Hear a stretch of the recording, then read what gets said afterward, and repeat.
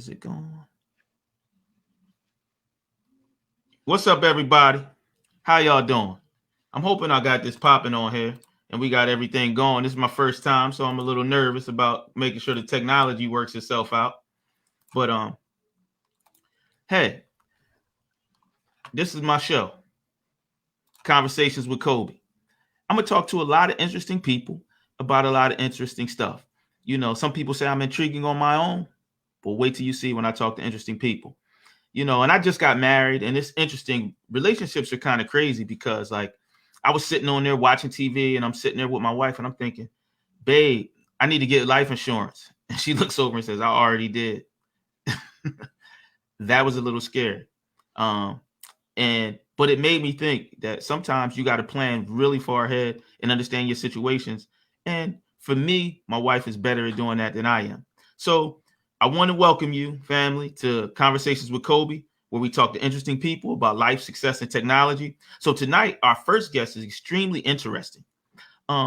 Just stay tuned so you can get to know. And here's my brother right here, Brother Aaron Smith. Tell him a little bit about yourself, Brother Smitty. They call me the rapping professor, Aaron Smith, Temple University's own. Shouts out to everybody listening. The first episode, Conversations with Cobi. I like to say, see me on the show. Now you know there's a lot of people that are going to be on this stage, not here tonight. But I want y'all to know one thing. There's only one first guest. It's just a pleasure, honor, and a privilege to be here with you, good brother, and to just be part of the beginning of what seems to be a legacy in the making and a transformative experience in communication all around the world. I teach at Temple African American Studies. I teach a class on Meek Mill, a class on Tupac. I taught a class on Barack Obama. Just, getting paid to talk that good black talk. What? But you've already told people a lot of things. I mean, little things about why you're interested. But you got a nickname called the Rapping Professor. And I don't want you to talk about that yet. But I want to go back to the early days of the Rapping Professor. Because I've known you for about, 26 years now? Yeah, at least, yeah. And tell me how you even, your process of getting to Philly. Getting to Philly was leaving Montclair High School and coming to Temple University to run track and field 400 hurdles from Coach Raymond Spivey to Coach Chuck Alexander. And that's how that happened. Is there any thing that made you choose Temple? I'd seen the Temple girls team at Penn Relays. They were extremely impressive. I saw my grandfather had a store on Columbia Avenue, Cecil B. Moore Avenue, and he used to always say that Temple was a very underrated school and the North Philadelphia was an underrated community. And I definitely just believed him by the time I spent at the store and the way the customers would engage him and the unique vibe, energy, and creativity that the city always possessed, in my opinion. So that's interesting. Because it's a music store, am I correct? A record store. It's records right across from a restaurant for almost 40 years. Yeah. So that says a lot about your musical connection, which we'll talk about later. And so you got to college, and those were some of your formative years. Oh, yeah. So tell me how college helped you form to the man you are today. I think the most beautiful thing just about the university experience is the greater understanding of yourself, the finding of your voice, oftentimes the meeting and courting of life partners, and just the things that are happening constantly. And, throughout the semester on a college campus where people are literally deciding different directions that'll change the entire trajectory of their lives. It's amazing to be in such a magical space where things just aren't the same. It's not just cubicles and everybody, meeting by the water cooler and clocking in and out. This is the place where people come to proverbial crossroads on a daily basis in terms of jobs, finances, romance. It's an amazing place. And anybody's been on a college campus, they know exactly what I'm talking about. And that's why you always like to return back to your yard, because the magic is always still there. So I hear that, but give me a few moments of yours that helped you, make that mold you into the guy you are today. 3 moments. I would say getting on scholarship with the team. That was a major moment. My grandfather passed in my sophomore year. That was a transformative moment. I lived at the store in the summertime, the summer before that semester, and joining Phi Beta Sigma Fraternity Incorporated, where I really began to see myself as someone who can use his rapping in more ways than just to entertain. So I think Sigma, track, and probably just the family connection to the city were three major things that really transformed me. And in addition to getting kicked out, I got kicked out, and that always, that builds character and helps you to really develop a thick skin about setbacks and failure in a way that it makes you fearless, which was my name later on the radio. Yeah, that's interesting because you said a few things that tied in. Yes, you were on the radio as fearless, but you said you got kicked out. Now I don't want to go into the story, but it's interesting now that this, but that you become like you got kicked out. Now you're a professor. Yeah, at the same school you got kicked out of. That's why I said I'm not going to that story. I work here. So, I mean, that's a beautiful thing, though. Like we talk about being American. The American things is you got more than one chance to redeem yourself, and turn the corner. You know what I'm saying? And that's important for people to hear because a lot of people have went through life and made mistakes, but don't realize how much or how they can redeem themselves. That's kind of dope, brother. No, big deal. And see, people, it's great. I think doing some stand-up comedy, even as an undergrad, one time, shout out to James Peoples, my fraternity brother, brought Kevin Hart, to Walk Auditorium in Ritter Hall. And I got to open up for Kevin Hart. And I just remember that feeling of when people don't laugh and when you bomb and, you're still alive. And once you fall that hard and, you fail in public like that, it's just a beautiful, liberating feeling that it can't get any worse. And I think Kicked Out really did that for me in a way that I can't even explain how powerful it makes you. People can't expose you. They can't embarrass you. Like you've been there before. So it's not that deep.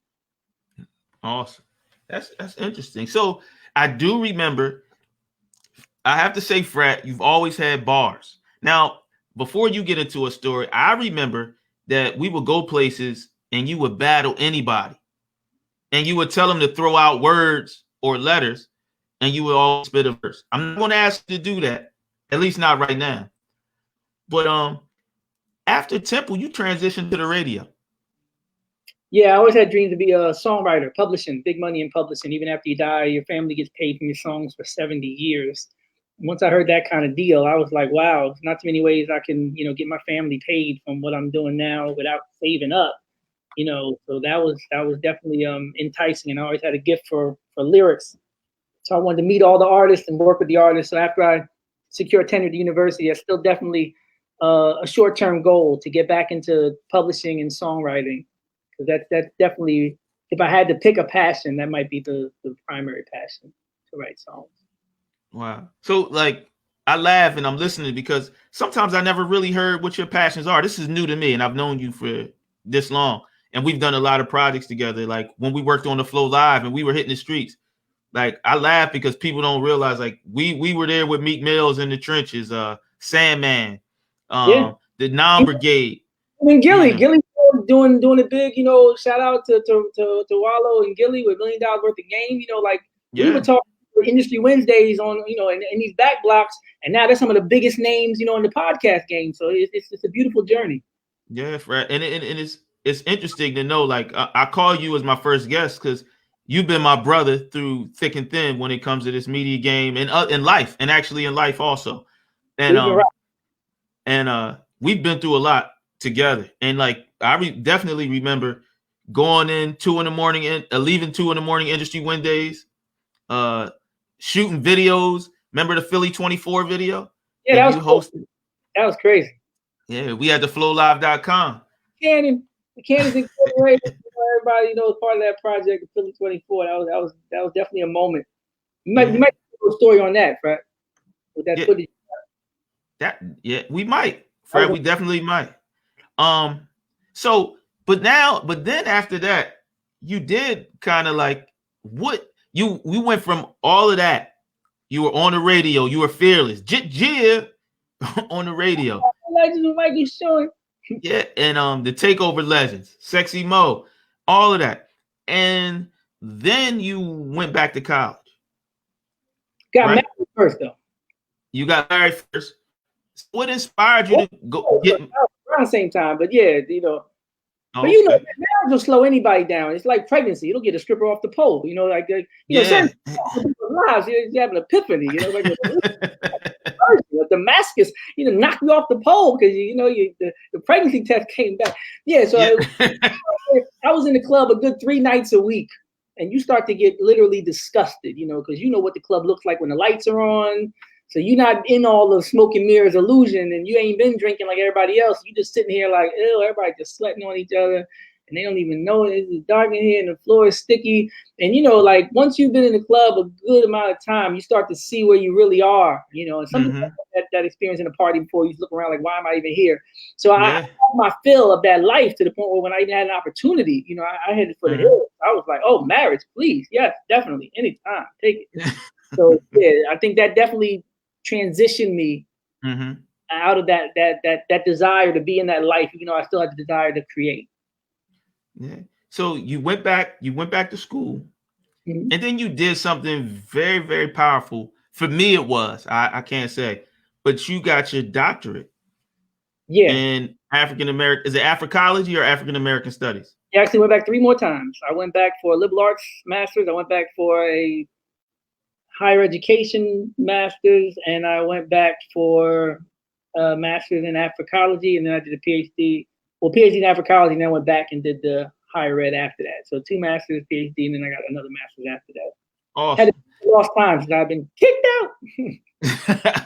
but that shows resolve, number one, and it demonstrates a lot, and that's why I say, like, I'm talking to some interesting people because your perspective is unique, and also like the man who you are and who you came from is definitely a journey to be told, a story to be told, and a magnificent journey.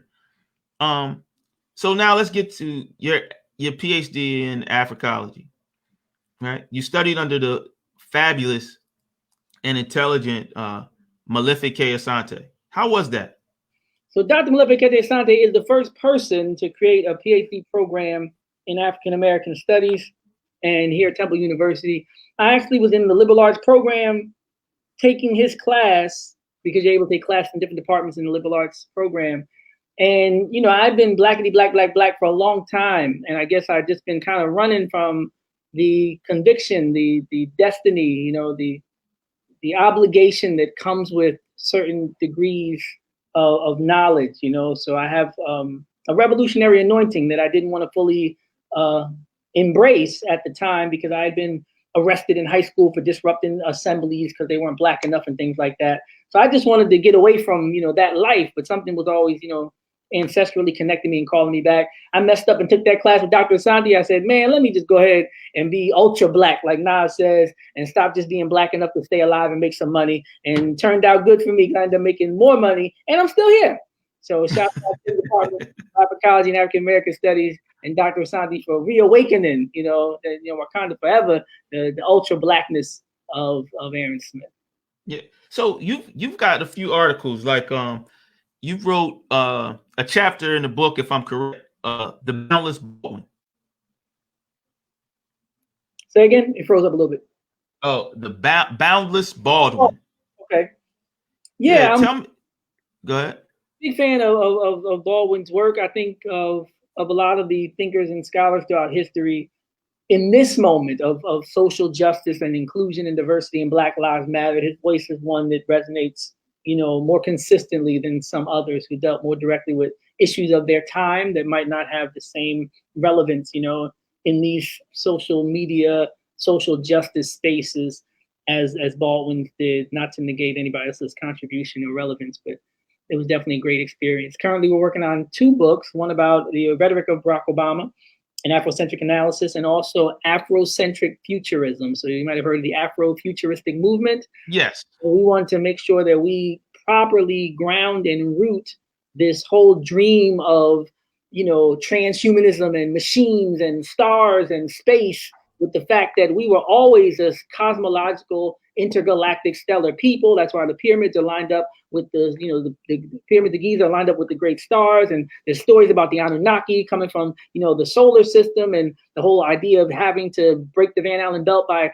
even coating these spaceships in melanin. So we don't want people to think that they're being less African because they're techie or nerd. You hear a lot about nerd black or nerd this and techie that. And no, that's African. We did that first. We taught those ancient Greeks how to, observe the stars and create those Pythagorean theorems and isosceles triangles. We taught Socrates and Pythagoras, and they sat at the feet of African masters. So a lot of these people who aren't rooted in African culture, but have a love of science fiction, are taking this idea and this movement in a space away from blackness. And we want you to go into the black abyss and the dark matter of the stars in the universe, but don't forget your black butt is black and African. So we're talking about Afrocentric futurism and not trying to use it, the way that some of these social justice warriors have and try to use all these African aesthetics. You see them with the locks, see them with the red, black, and green, but all they're talking about is feminism and LGBTQIA. So I said, oh, no, you're not going to play with us like that. Because back in the day, it was John Henry Clark, Yosef Ben Yakanan. It was the Honorable Minister Louis Farrakhan. I know who was talking for us and to us. And it was not LGBTQIA. It was not feminists. Yeah. So if y'all want to do that, that's fine. You could do that. But don't try to put on our clothes and put on our cover and step on the bones and the contributions of those who sacrificed their lives for this and then call it something else, throw a hairstyle on it or throw a flag or some locks on it and then jump out in and talk about some, what Black Lives Matter or feminism or Marxism. No. We was here on these front lines doing this for a long time. I hear that. Futurism. That could be one thing. We need to have a nuanced distinction and have something where we talk the way we've been talking and not get eclipsed by those who might feel differently about the future, because the future might just be a return to who we've always been. Okay. That's an interesting perspective. I've never thought of it that way and looked at it that way, but that's definitely an interesting perspective. Now, here's another thing. You've taught a class on the Meek Millennials. Explain that. Street chasers. Yeah, I did for a long time, even before the prison reform situation. I told them who he was, because you can, just like, again, I talk about the stock market all the time, people who look at trends and predict futures and look at, how this company performed for the past month, in this quarter, that quarter, how's it performed for the past year. If it's meeting $1 billion cap and it's a 30-year company, chances are it'll still be making good money 30 years from now. So when I hear names like Coca-Cola and Disney, if somebody asks me about blue chips and where I'm going to be safe, that's what I'm doing. So if I look over history, I say, let me look at the most popular rappers, and then let me look at the most long-lasting rappers. Was Tupac the most popular when he came out? No. But is he one of the most influential? Yes. Was MC Hammer one of the most popular? Yes. Does anybody care about him now? No. So who's popular now? Drake, Nelly, Ja Rule, MC Hammer, Drake. What's the chance of him being popular later? Very little. I know it hurts people's feelings to hear the truth, but I'm teaching people now how to look to the past and predict the future. The most popular rappers are seldom the ones who have the legacy. The ones who are crucified publicly are the ones who even have an opportunity to be resurrected. Man, I'm talking now. So if you don't didn't get, think Reasonable Doubt. He gave you prophecy on the first joint, but y'all all lamed out, right? If you didn't push him and reject him, if you didn't reject that stone that's now the cornerstone, then you don't even know the way this works. The way the process works is first time you come in the game, they try to play you. Then you sell a couple of hits, look how they waved to you. If they didn't try to play you, if you was embraced and you was lovey-dovey and you was kiki and everybody, then you was a popcorn bubblegum fly by night, you probably won't last 20 years because you're going to sell a lot more records than everybody else put together. We got you with the numbers. We talking legacy. So I knew from the fact that he had a cult following, built from the ground, one of the most authentic artists, right? I saw the versatility in the subject matter. I saw the people like Nas was jumping on the first album. Where they do that at, right? So people that knew, they saw it. The same way when Illmatic came out and Search was saying this is one of the greatest albums ever going to be. And they're like, how can you say that? He never made an album. He comes out, Illmatic 5 mics. People that knew the culture. Third Base is not some lyrical group. MC Search was not some all-star producer. But if you're an aficionado of the culture and you understand the games and you can see the tea leaves and read the signs and the writing on the wall, and you can say, a lot of people don't get what this is. I think it was a Helter Skelter. Ruck, he said that Meek is after the street rappers. He said he's the last of us, the cross the arms, the grab your crotch, the talk that talk. Somebody from Helter Skelter, Duck Down, said, I could see in this Philly guy, I see the trends. Like when Jay-Z was dissing Lil Wayne and said, my DNA's in your music. Mother, are you stupid? Like, I see me in you. I could look at myself and be like, wow, I can see it. You before you made Tupac's back. We see what we okay. So I said, this needs to be understood. He said in an interview, one day they're going to teach about me in college classes. And I was like, they already teaching about you in college classes. Because if you know anything about Philly and what they said was the Philly curse and how every rapper from Philly was dying or getting incarcerated and never really making it to their full potential. If you know the history of Philadelphia alone, we could talk Ram Squad. We won't. We could talk Brigade with Warner Brothers. We could talk about a lot of groups. Yeah. Cassidy when he had the car crash, Beanie when he got locked up, and he made the Green Lantern album talking about, Beanie is messing up. Like, we know about Philly. So if you get a Philly artist with that level of fame and longevity, you would have to honestly observe him as the first one to do that. He's the first one to reach his potential. So they're looking at it from a general sense. If you're from Philly, you're like, no, this is a warrior class. And we look around when people like Deacon Frost and Young Hot, we know about Top Class and Headshot, and we know about the battle between Joey Jihad and Reed Dollar. To come from that, he played in the championship division just to make it out and compete with the. You ever see somebody win their division? You know they're gonna win the whole season. Division. Now you know that when he get to Michigan, it ain't gonna be the same. No offense to the D, but man, please. So I said we need to talk about this. Because this is the voice, like Tupac said when he was around, that represents the lived experience of the most people. And I knew that this was that new voice. The new voice, just like when you heard when we won the Super Bowl, it was no question what song was going to get played. Mm-hmm. No question. I argue, shout out to some of my brothers, Tavari and others. I told them when Dreams and Nightmares came out, I said, this is the greatest introduction of a hip-hop album ever. They was like, ever? Ever? I said, ever. I said, name me something to compete. They named maybe 2 or 3. Jay-Z with the Roll the Windows Down. A couple people had a good first song. There was nothing like that you knew they were going to be playing years later. That song gets the same response. Matter of fact, it gets a better response. People talk about buying a new Rolex, and then the smart guy will tell you, buy an old Rolex, it'll be worth more, and it actually is a better watch because he knows. Yeah. So some people are like, yo, this is actually appreciating in value. Meek Mill's intro meant more at the Eagles Super Bowl than it did when it came out. How many songs appreciate? Yo, I'm gonna tell you something funny. You know what song is still bumping to, and a lot of people still playing it on the low? What's that? Before he was even signed. House Party. Yeah, no. A lot of them Flamers joints I'm about to say Flamers. A lot of those is fire. But if you take a new car off the lot, it depreciates in value. You walk a diamond ring out the jeweler, it's a third of the value knocked off when you cross that threshold. You were talking about music that's appreciated in a time where music is bubblegum and people are consuming it and throwing it out the same day.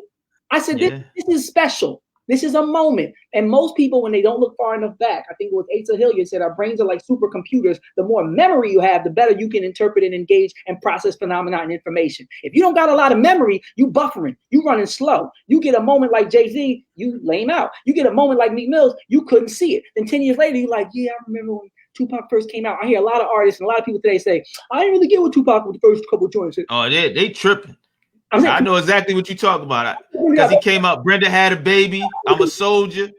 But they didn't know how to interpret the whole game. That's why some people, when they do the stock market, they can have 6 screens up and be watching every chart at the same time, and all you see is squiggly lines. You can't read the language. You can't see the past and the future by looking at the moment. See, if you really get into this, you could be like, yo, that's why people like Benny Medina, Jimmy Iovine, they could pick 50 artists that are successful.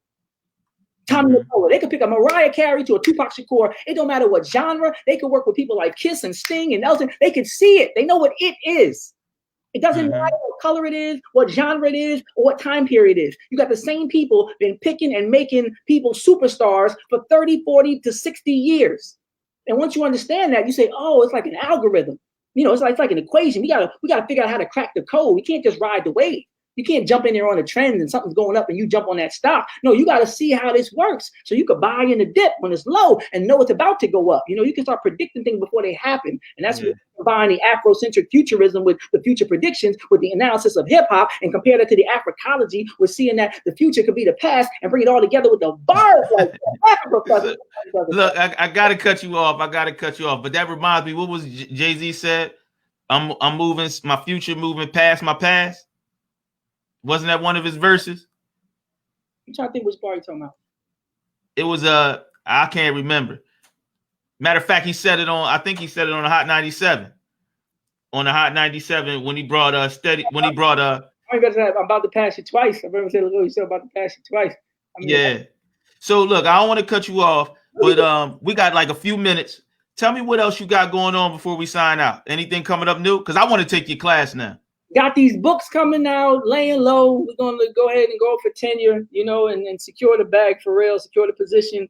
Then we're going to jump back in. I still got my SAG card official with the Screen Actors Guild. Did some background work on Creed 1 and 2 and a bunch of other films in the city. But I'll be able to do more traveling, more songwriting. So we're gonna go hard with the acting and go back into the industry full scale. Once we teaching less and the job is secure, the healthcare for the family and everything is locked down. The books is written. So 2022, I expect us to take it to a whole different level in a whole different way. So it's gonna be grinding all 2021. So when the books are ready to come out, you got to come back on. Oh yeah, I need that. Let them know. You might be just like, well, you are a friend to me, so that makes you a friend to the show. But we might try to get you on a few more times in this year coming up. But look, I'm gonna holler at you. Peace and love. Then we'll make it happen later, brother. Yes, sir. Peace. CC me. Conversation with Cobi.